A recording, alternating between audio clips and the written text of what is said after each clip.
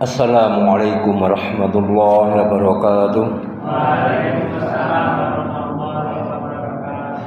Innal hamdalillah nahmaduhu wa nasta'inuhu wa nastaghfiruh wa na'udzu billahi min shururi anfusina wa min sayyiati a'malina.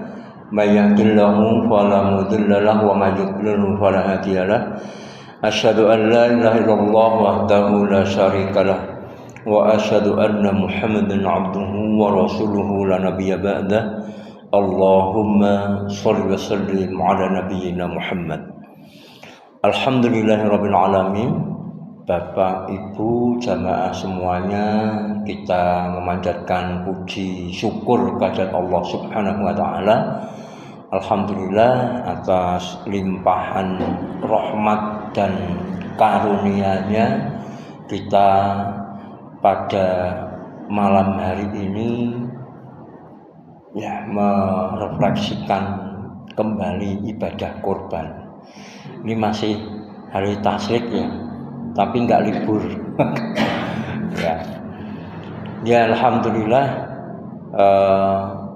hari kemarin, hari ini masih ada penyembelihan, besok mungkin juga masih ada sampai dengan hari tasyrik, hari ketiga.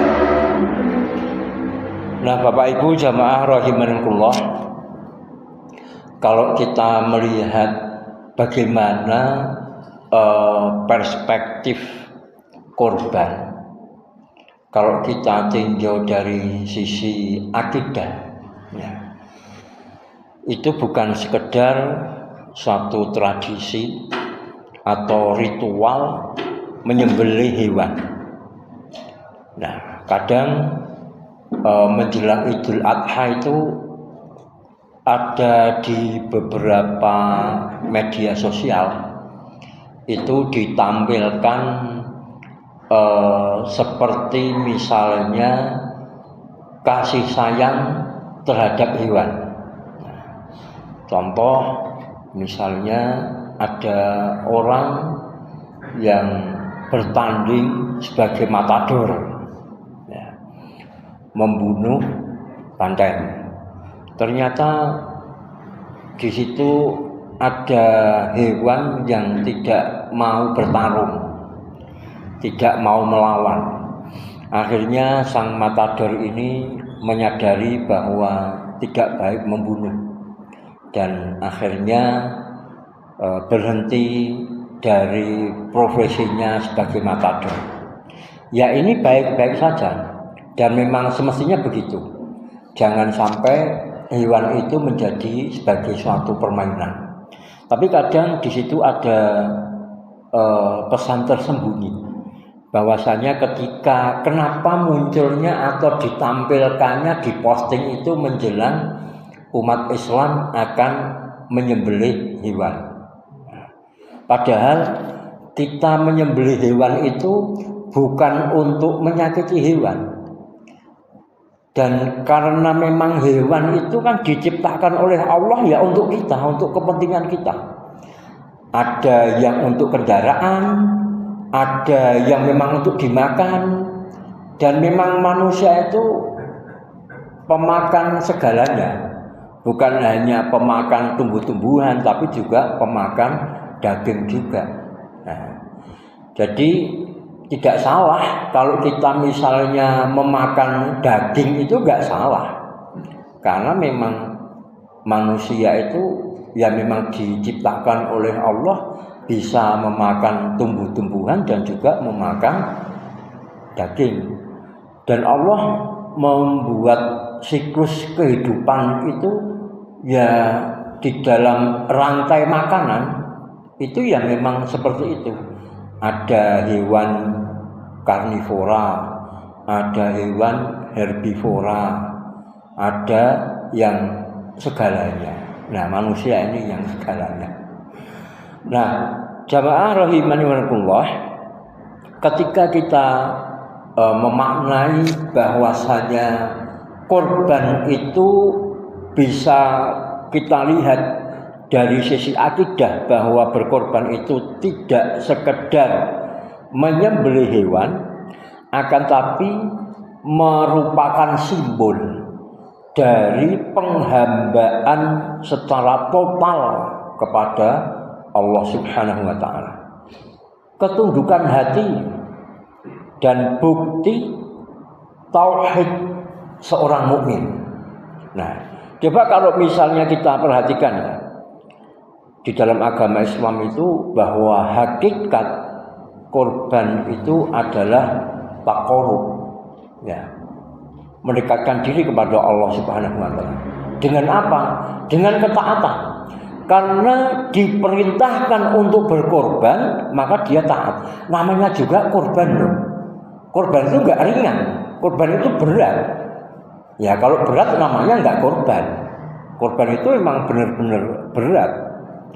Keikhlasan. Ya karena kita mengerjakan itu dengan keikhlasan, tidak berharap apapun kecuali mengharap ridhonya Allah Subhanahu wa taala. Pengorbanan diri, mengorbankan diri sendiri. Coba kalau kita perhatikan beberapa tahun ini ya, sejak beberapa tahun yang lalu sampai dengan sekarang, Idul Adha itu kan berdekatan dengan tahun ajaran baru. Jadi wajar saja kalau misalnya wah ini mau korban enggak ya. Soalnya ini anak saya mau masuk sekolah, mau kuliah. Jadi antara ini untuk korban atau untuk masuk kuliah ini juga berpikirnya panjang. Nah, sampai dengan saat ini kan juga seperti itu. Ini masih wah untuk apa ya? Kalau sekarang saya gunakan untuk korban, kira-kira besok untuk masuk sekolah ada enggak ya? Nah, enggak cuma masuk sekolah. Saat ini kan modelnya kan daftar ulang. Kalau zaman dulu kan enggak ada daftar ulang. Namanya naik kelas ya udah naik kelas otomatis. Kalau sekarang kan ada istilah daftar ulang. Ya sebenarnya itu tarikan aja, pembayaran aja yang kemudian dinamakan daftar ulang. Ya misalnya nggak bayar, nggak daftar ulang pun tetap akan dipanggil bahwa kamu sudah naik kelas. Kalau zaman dulu kan naik kelas ya naik kelas saja kan begitu. Kalau sekarang kan harus daftar ulang. Jadi setiap naik kelas juga bayar. Apalagi yang siswa baru atau mahasiswa baru.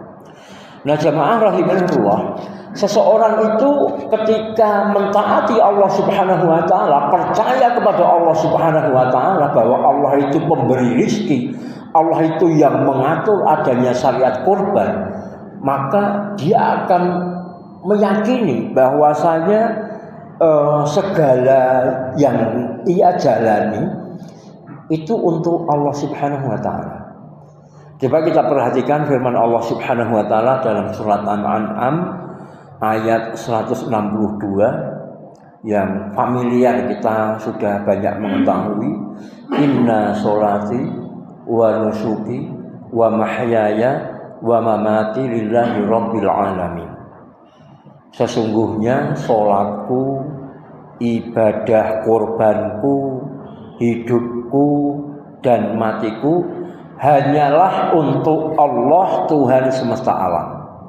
Nah, dalam ayat ini Bapak Ibu jamaah rahimahullah, Allah mendokumentasikan sehingga sampai kepada kita bagaimana orang-orang yang bertauhid itu meyakini inna sholati, sesungguhnya sholatku. Sholat itu bentuk peribadatan yang paling utama kepada Allah Subhanahu wa taala dan disyariatkan kepada umat-umat. Nah, sholat itu juga bermakna doa. Dan setiap orang itu pasti pernah berdoa. Entah berdoa kepada siapapun, yang jelas dia pasti pernah berdoa. Nah, kemudian wa nusuki, ini sembelihan dan dimaknai sebagai ibadah korban.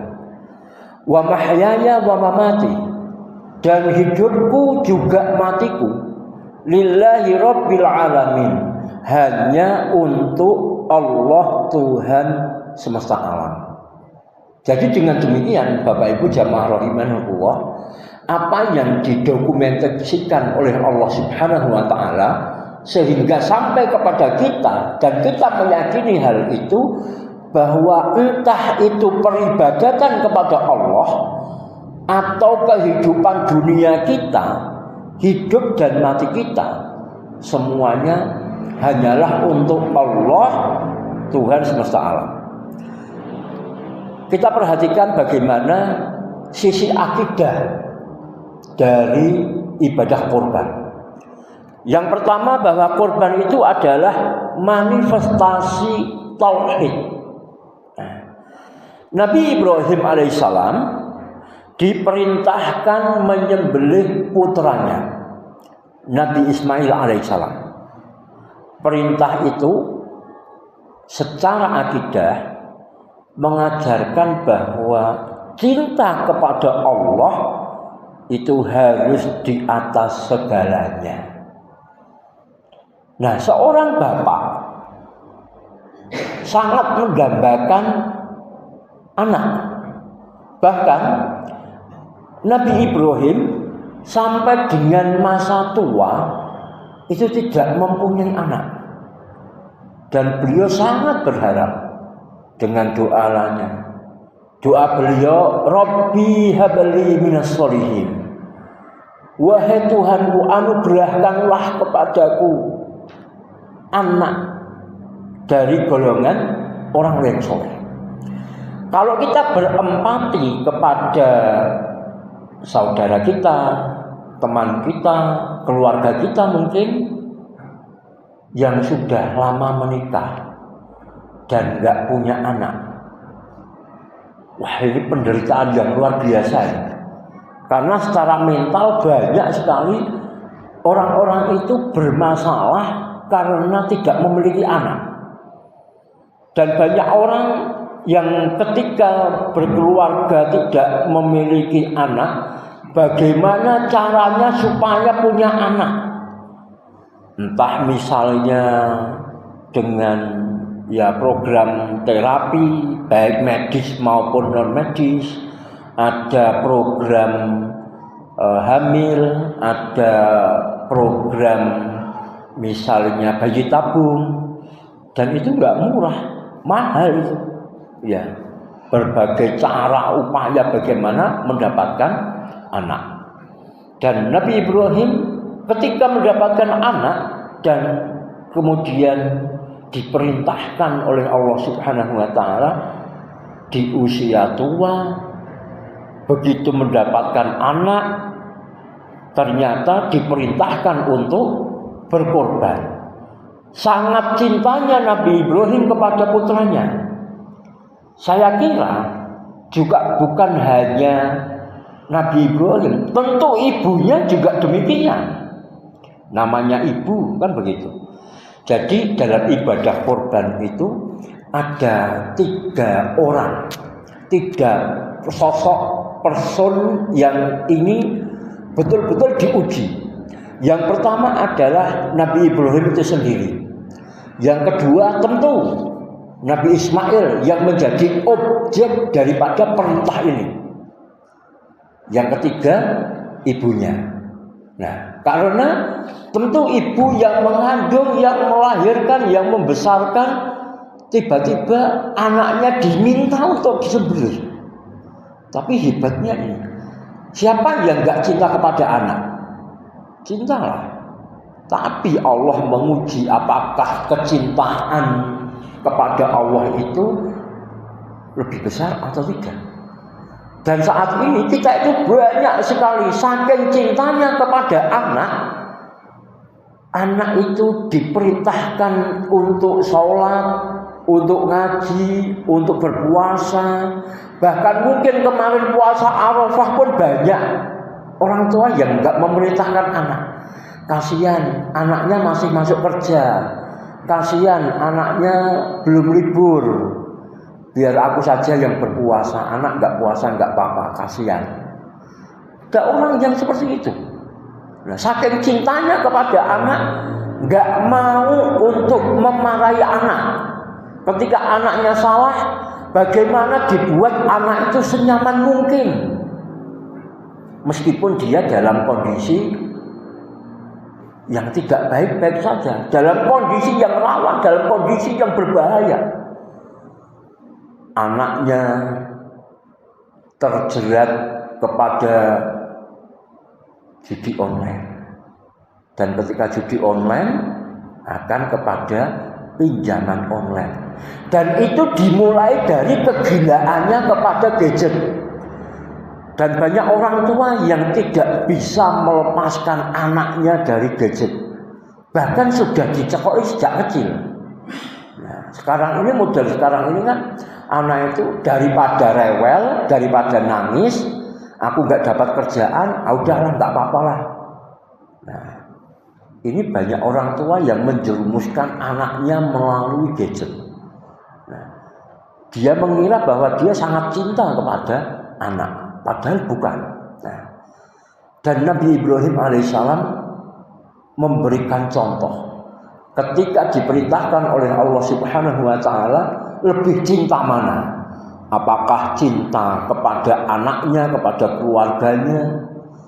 Bahkan ada sebuah keluarga yang tidak bisa berangkat untuk sholat berjamaah, berangkat ngaji, bahkan juga tidak bisa berangkat umroh atau haji, atau bekerja di luar daerah yang terpaksa berpisah sementara waktu dengan keluarga karena saking cintanya kepada keluarga, takut meninggalkan keluarganya. Nah, ini dicontohkan oleh Nabi Ibrahim alaihissalam. Dan Nabi Ibrahim alaihissalam belum mengetahui bahwasanya nanti korbannya itu akan diganti. Nabi Ismail itu memasrahkan dirinya kepada Allah Subhanahu wa Ta'ala, menerima supaya dia dikorbankan oleh ayahnya. Itu juga nggak akan mengira kalau nyatanya nanti ketika sudah betul-betul memasrahkan diri ternyata diganti oleh Allah Subhanahu wa Ta'ala. Kalau kita tahu endingnya seperti itu, wah semua orang ya mau aja lah, kan gitu. Kan ini cuma main-main aja, cuma drama. Enggak, ini betul-betul satu perintah yang luar biasa, yang mengguncang jiwa. Perintah itu setelah akidah mengajarkan bahwa cinta kepada Allah itu harus di atas segalanya. Allah Subhanahu wa Ta'ala berfirman, "Falamma aslama wa tallahu lil jabin." Maka ketika keduanya telah berserah diri dan Ibrahim membaringkan anaknya atas pelipisnya, dalam surat As-Saffat ayat 103. Nah, ini kata aswama, ya, menunjukkan kepasrahan total kepada Allah Subhanahu wa Ta'ala. Nah, dan inilah inti dari akidah, yaitu memasrahkan diri tunduk mutlak kepada perintah Allah meskipun berat terasa di dalam jiwa. Namanya anaknya ini sudah dibaringkan, udah di pelipisnya itu sudah menyentuh, tinggal sembelih saja. Ini benar-benar satu kepasrahan. Ini betul-betul perintah itu nyaris dilaksanakan dan memang sudah dilaksanakan. Hanya saja kemudian Allah Subhanahu wa Ta'ala ya mengganti, karena tidak mungkin seorang ayah itu mengorbankan anaknya. Tapi zaman dahulu mengorbankan nyawa manusia itu hal yang biasa. Ya, seperti misalnya dalam ritual-ritual budaya-budaya di zaman dulu itu mengorbankan entah itu anak yang terbaik, entah itu gadis, entah itu ya siapa yang terbaik di masyarakat segitu, dikorbankan kepada dewa-dewa. Maka dengan adanya ritual korban ini, Allah meluruskan bahwasanya tidak ada penyembelihan manusia itu enggak ada. Tidak diperbolehkan. Kalau zaman dulu ada penyembelihan mengorbankan nyawa, sekarang itu masih ada loh.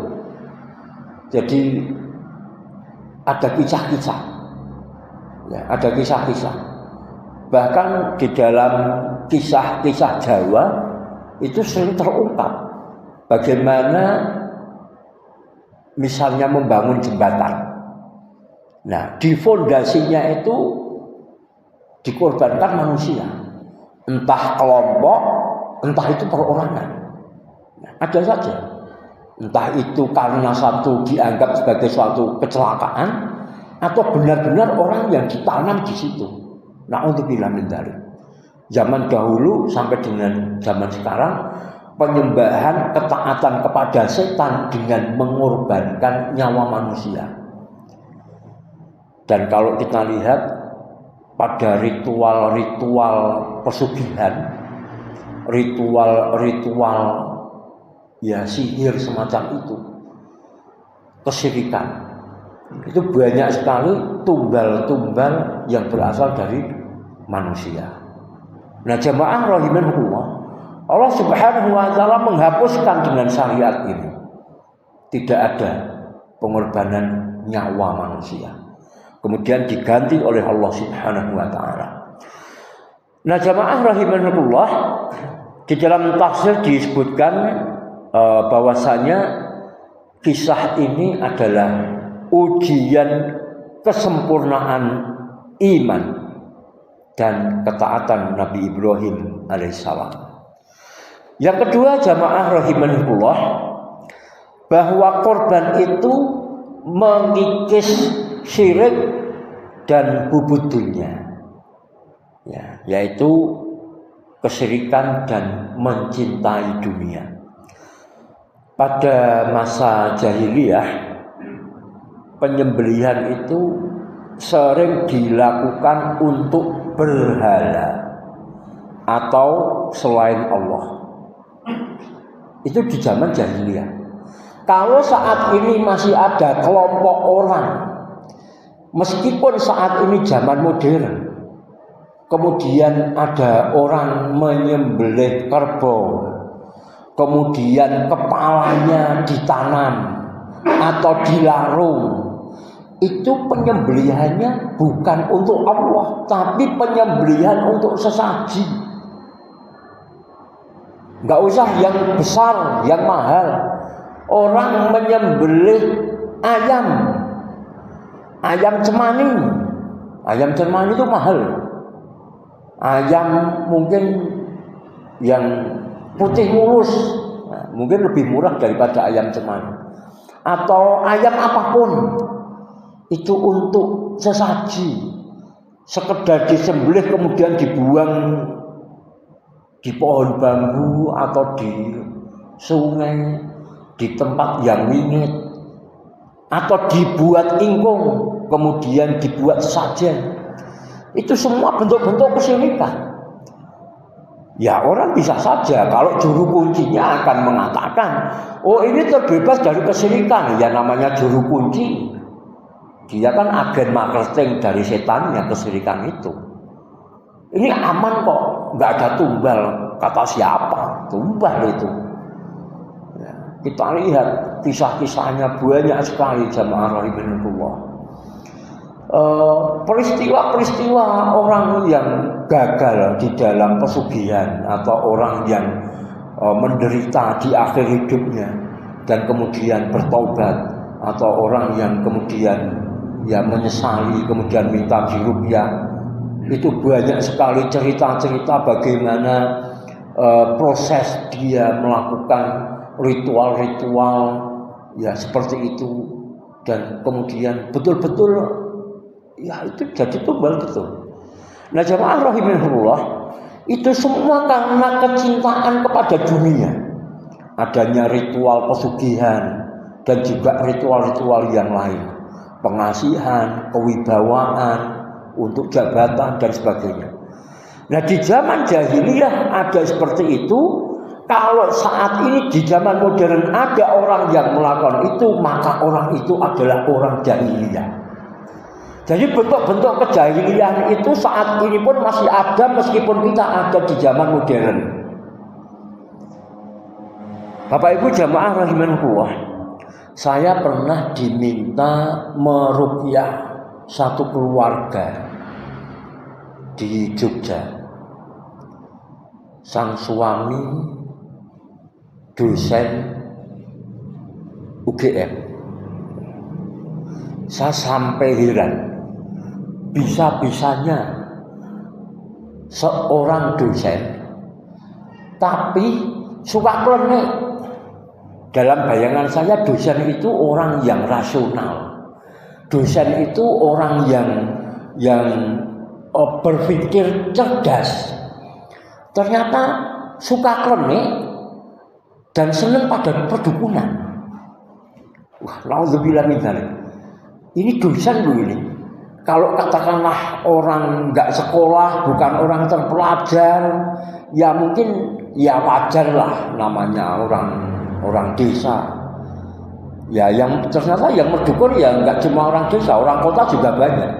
Orang-orang yang nggak terpelajar ini dosen itu kan mestinya berpikir yang kritis, rasionalis, bisa-bisanya percaya kepada klenik, suka pada perdukunan.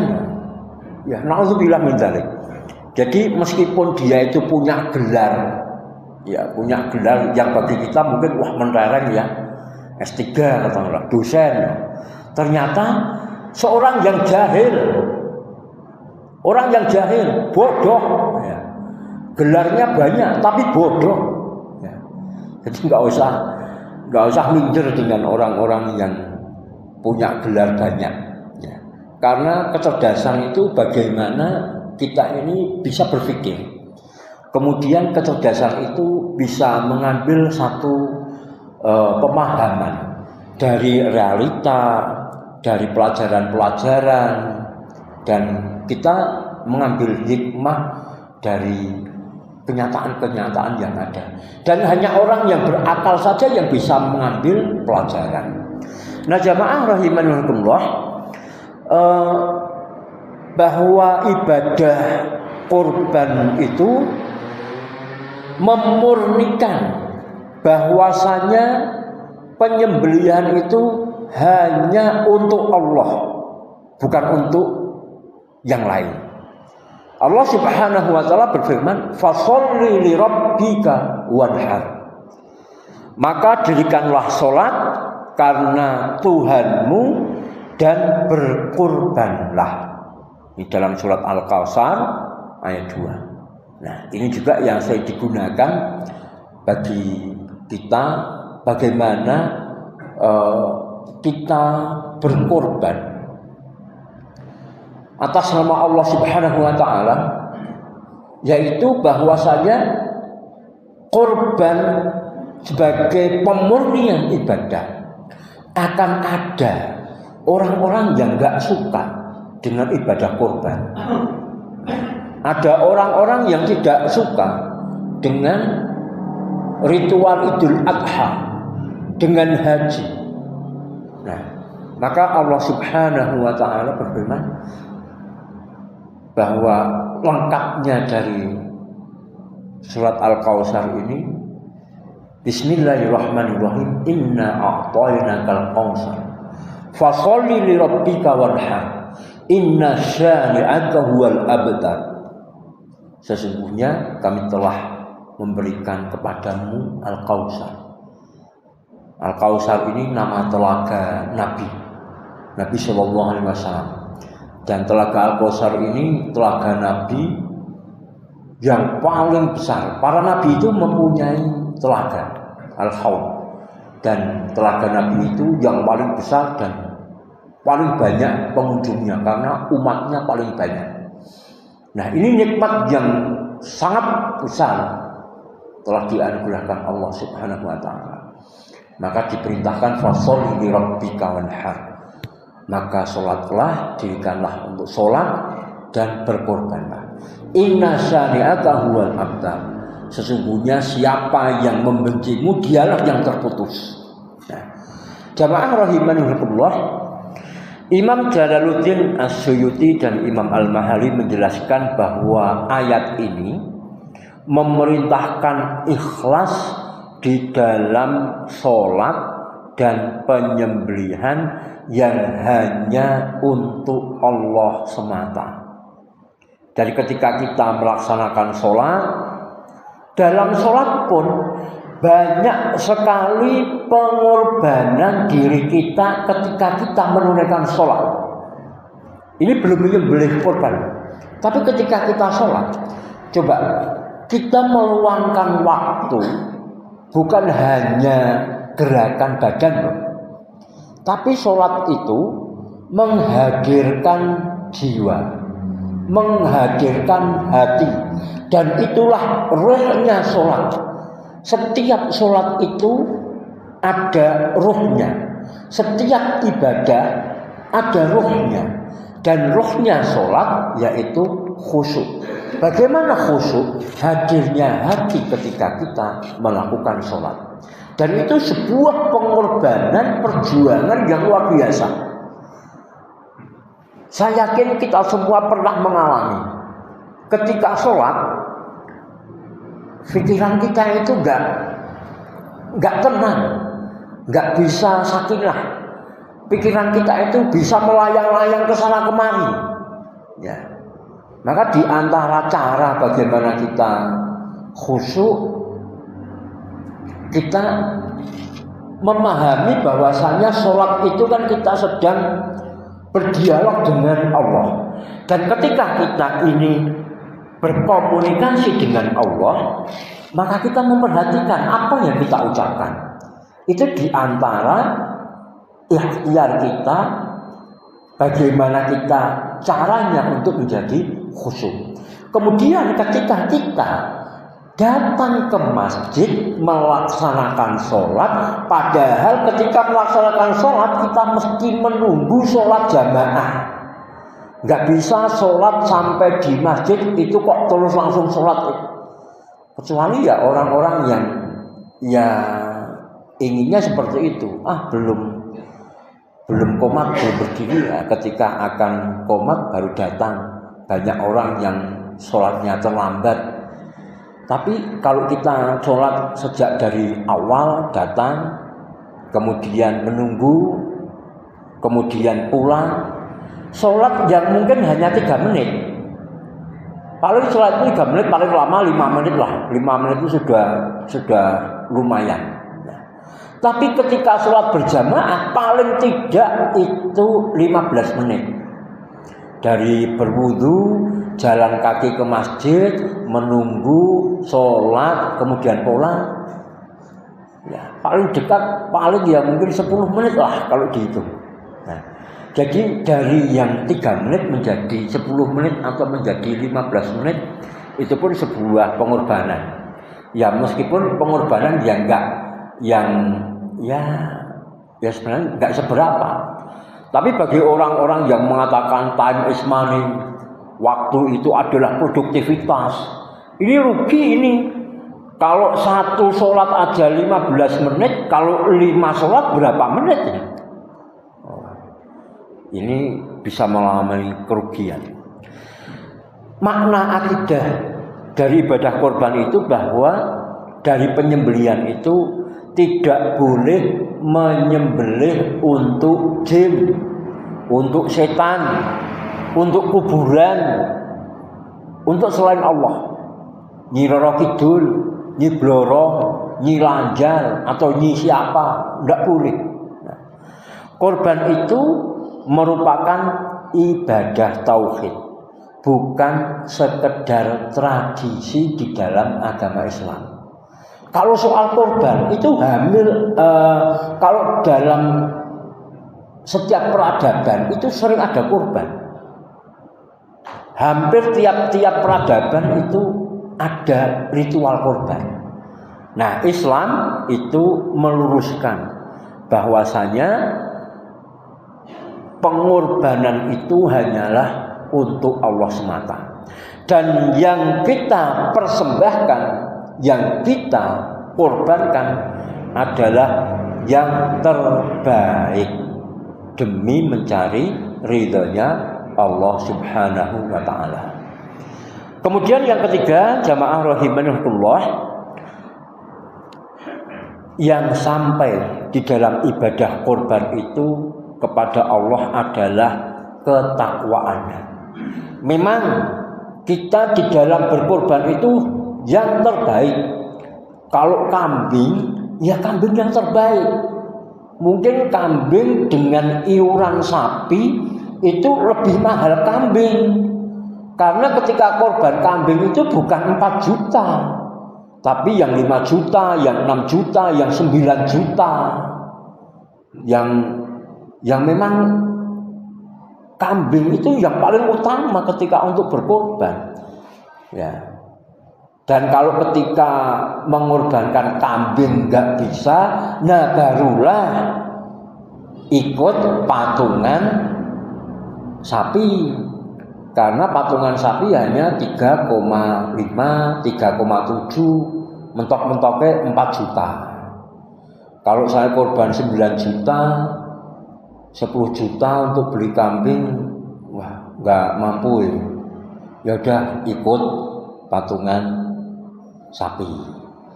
Tapi jangan kemudian, wah saya 3,5 pun nggak punya. Lah terus punyanya berapa? Punyanya hanya 2 juta. Oh 2 juta bisa kok untuk korban? Iya. Kambing seharga 2 juta ada. Bahkan yang 1 jutaan pun ada.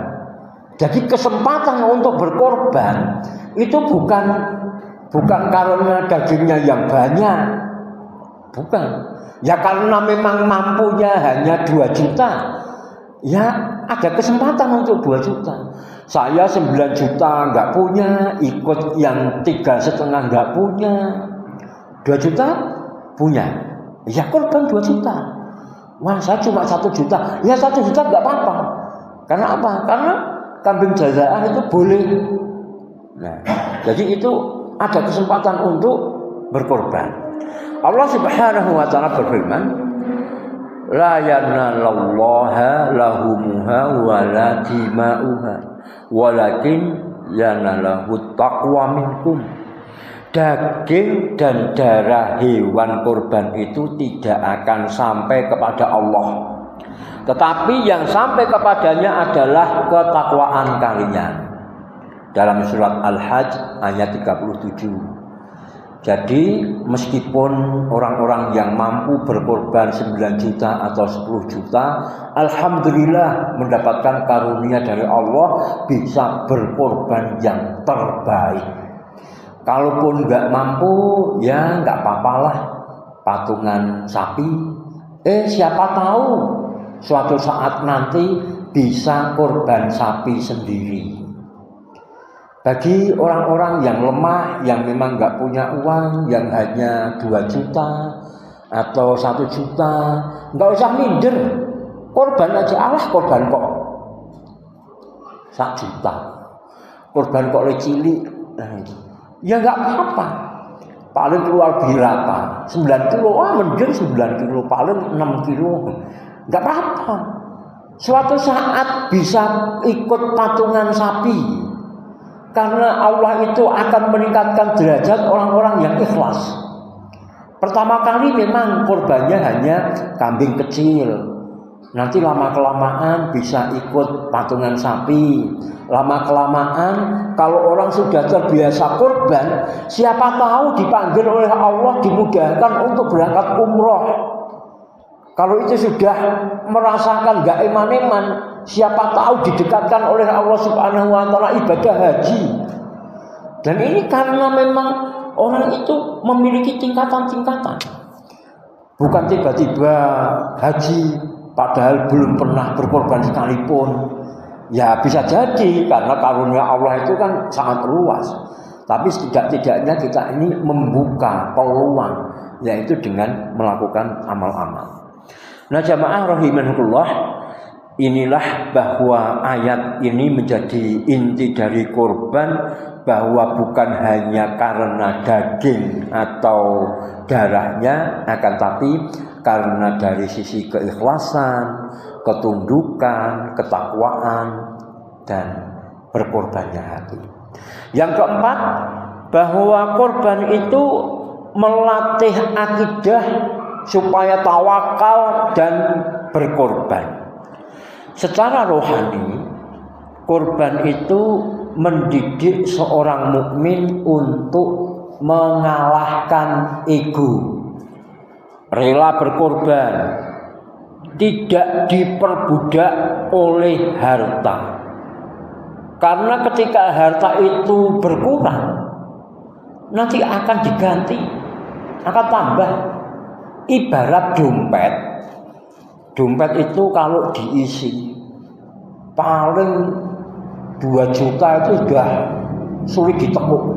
Apalagi kok diisi 3 juta 100 ribuan, berarti 30 lembar dompet diisi 30 lembar itu, wah, nekuknya wis sulit. Tapi ketika dompet itu kelong, ya, dompet itu berkurang sampai dompetnya habis. Siapa yang pernah kehabisan dompetnya sampai kosong melompong? Nanti ada lagi, isi lagi. Percaya nanti, isi lagi. Dompet kosong itu justru membuka peluang bahwa itu nanti akan penuh lagi.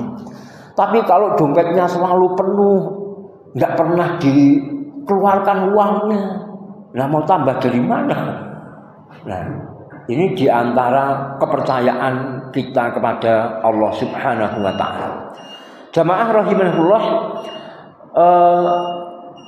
yakin bahwa semua itu milik Allah. Rasulullah Shallallahu Alaihi Wasallam bersabda, "Ma'amila ibnu Adama yauman nahri amalan ahabba ilallahi min ihraqid dam." Tidak ada amalan anak Adam pada hari nahar yang lebih dicintai Allah daripada mengalirkan darah hewan kurban. Hadis riwayat Tirmidzi, hadis nomor 1493. Jamaah rahimahullah, kalau kita perhatikan ini, makanya baiknya kita kalau berkorban itu menyembelih sendiri. Jadi yang paling bagus itu memang korban itu ya korban kambing. 1 nyawa untuk 1 orang. Jangan 1 nyawa untuk 7 orang. Nah, ini hadis tentang 1 nyawa untuk 7 orang ini kan ketika para sahabat ini berkorban bersama Nabi di Hudaybiyah. Ya. Jadi mereka patungan. Nah, jadi itu diperbolehkan. Jadi seutama-utamanya korban kalau bisa ya domba, ya kambing, ya gitu. Yang terakhir jamaah rahimanullah, perspektif akidah kita di dalam berkorban, bahwasanya korban itu termasuk syiar Islam yang sangat agung dan luar biasa. Ini merupakan ibadah maliyah, yaitu mengorbankan harta yang mengandung dimensi tauhid, dan menyembelih untuk selain Allah adalah kesyirikan yang sangat besar, maka harus dilawan. Rasulullah Shallallahu Alaihi Wasallam bersabda, "La'anallahu man dzabaha li ghairillah." Allah melaknat orang yang menyembelih untuk selain Allah. Meskipun menyembelihnya menggunakan kata bismillah, yang menyembelih juga orang Islam yang sholat, ya mungkin juga pakai sholawatan atau bacaan-bacaan apa-apa, tapi kok itu dilarung untuk sesajen, kemudian badannya untuk pesta, nggak boleh. Yang untuk sesajen kan hanya kepalanya. Iya, meskipun hanya kepalanya, tapi menyembelihnya kan itu untuk setan. Maka semuanya, kakinya, badannya, dagingnya haram, karena penyembelihannya untuk setan, penyembelihannya untuk sesaji. Maka itu tidak boleh, meskipun menyembelihnya pakai bismillah. Ya, bismillah. Ya bisa jadi. Kenapa? Karena teman kita dari Juleha ada yang tertipu, disuruh untuk menyembelih. Ya, sebagai seorang Juleha ya menyembelih dengan bismillah. Tapi ternyata orang yang menyelesaikan acara itu menyembelih dimaksudkan untuk sesajen. Jadi kepalanya ditanam, badannya dimasak untuk pesta. Wah, naudzubillah. Itu betul-betul kejahiliaan. Nah, dan menipu lagi. Nah, jamaah rahimakumullah, ini yang bisa saya sampaikan. Mudah-mudahan bermanfaat dan kita kuatkan akidah kita di dalam ibadah berkorban ini. Dan tahun depan mari kita berkorban sebanyak-banyaknya dan sedapat mungkin menyembelih sendiri. Ya, meskipun seorang wanita pun boleh untuk menyembelih. Menyembelih kambing, menyembelih yang ringan. Enggak usah ditali-tali, udah langsung diambil, kemudian dibaringkan, dipegangin beberapa orang, cepet. Tinggal diinjak bagian lehernya, nah, terus sembelih mudah. Ya, dimudahkan oleh Allah. Ya, mudah-mudahan, karena apa? Sebaik-baiknya di hari nahar adalah mengalirkan darah hewan kurban maksudnya. Mudah-mudahan ini menjadi penguat bagi kita semuanya. Billahi taufiq wal hidayah. Assalamualaikum warahmatullahi wabarakatuh.